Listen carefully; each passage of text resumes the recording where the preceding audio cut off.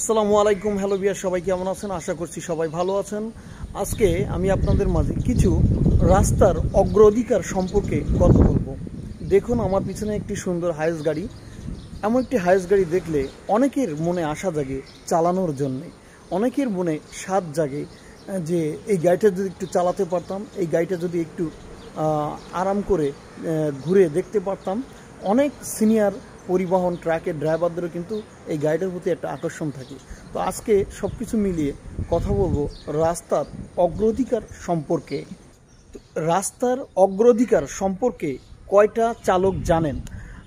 আজকে যারা রাস্তাতে হাইওয়েতে গাড়ি যারা চালাচ্ছেন তারা কিন্তু রাস্তার অগ্রাধিকার সম্পর্কে অজ্ঞাত, মানে তারা জানেনই না। কিছু সিনিয়র ড্রাইভার আছেন যারা দীর্ঘদিন যাবৎ গাড়িতে হেল্পারি করে যারা ড্রাইভিং শিখেছেন, তারাই জানেন যে রাস্তার অগ্রাধিকার সম্পর্কে দাবিটা কতটুকু।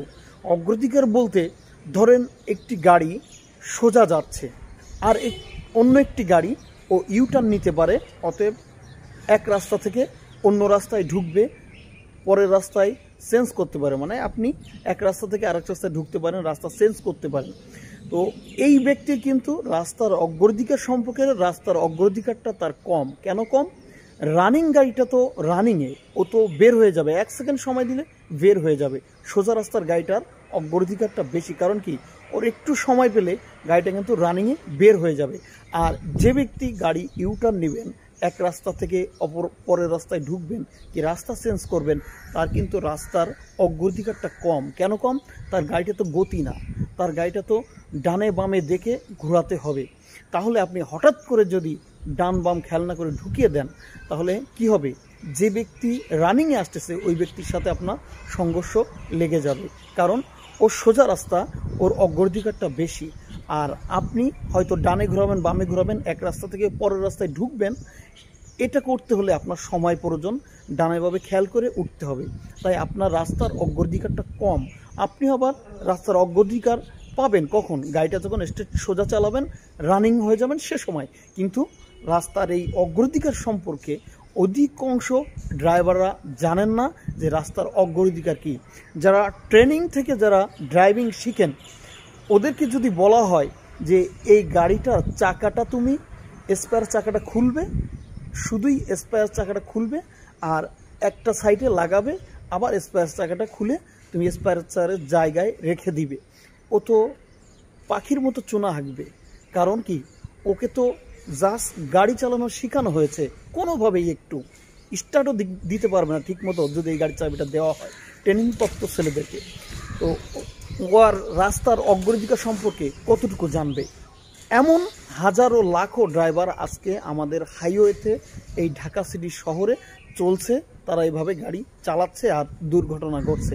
তো রাস্তার অগ্রাধিকার সম্পর্কে একটা ড্রাইভার, একটি চালক যদি না জানে, তো তার জন্যে এই গাড়িটা নিয়ে বের হওয়া মানে বিপদের একটা মানে চরম সম্মুখীন। ও নিজে মরবে, অপরকেও মারবে।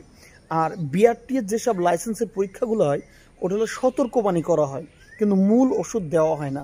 যদি ভেঙে ভেঙে বলা হতো যে রাস্তার অগ্রাধিকার সম্পর্কে আজকে কোনো ড্রাইভার চালক জানে কি না, তাহলে আমার মনে হয় না যে হাজারের ভিতরে আপনার 95টা মানে 995টা ড্রাইভার লাইসেন্স পাবে না। কিন্তু কিছু সিনিয়র ড্রাইভার আছেন যারা দীর্ঘদিন ধরে হেল্পারি করে যারা ড্রাইভিং শিখেছেন, ওরাই একমাত্র আজকে টিকে আছেন। আর যারাই নতুন নতুন এই ড্রাইভিং লাইনে এসেছেন, তারাই দুর্ঘটনা ঘটে পালিয়ে যাচ্ছেন। তো এটাই বলবো, রাস্তার অগ্রাধিকার সম্পর্কে যদি কোনো একটি চালক ভালোভাবে না জানে, তো ওর জন্য রাস্তায় ওঠাটা মরণ বিপদ। ও নিজে মরবে, অপরকেও মারবে।